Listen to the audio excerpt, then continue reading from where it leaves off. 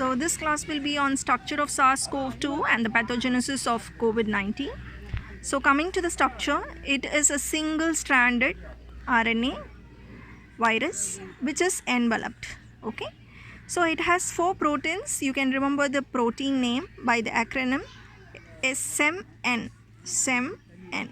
So there is a spike protein, envelope protein, membrane protein, nucleocapsid protein.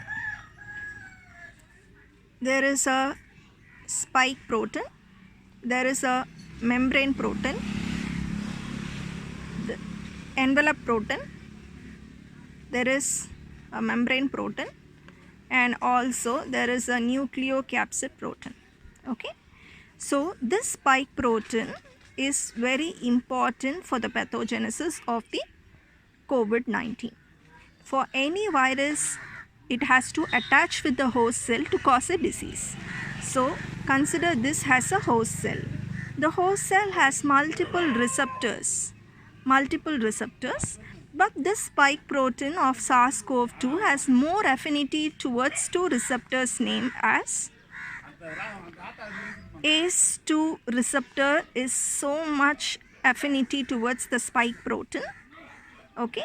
And the second receptor which is so having affinity is CD209L receptor.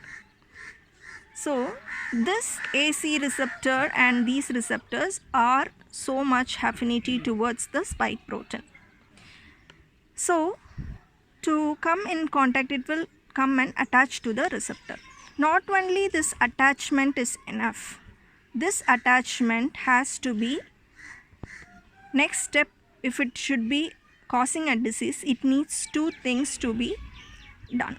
First one is that it needs activation and priming.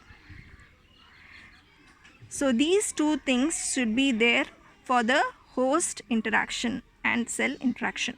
So the activation is by the furin, which is more abundant in humans. This causes activation of the spike protein after the attachment.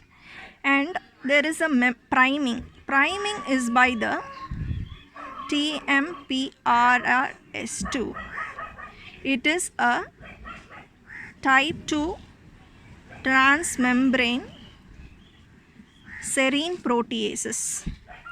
The name proteases will explain you. It is just breaking down the protein. So this spike protein will be cleaved by the type 2 transmembrane serine proteases, which is called this one. Okay. So after the cleaving of spike protein, what happens? This will just dissolve this spike protein and the single-stranded RNA comes in contact with the membrane of the host cell. So there will be a membrane fusion, and this will transfer into the host cell, causes the COVID-19. Okay. So the next video we will see whether the saliva will be an important diagnostic tool for the investigation of COVID-19. Thank you.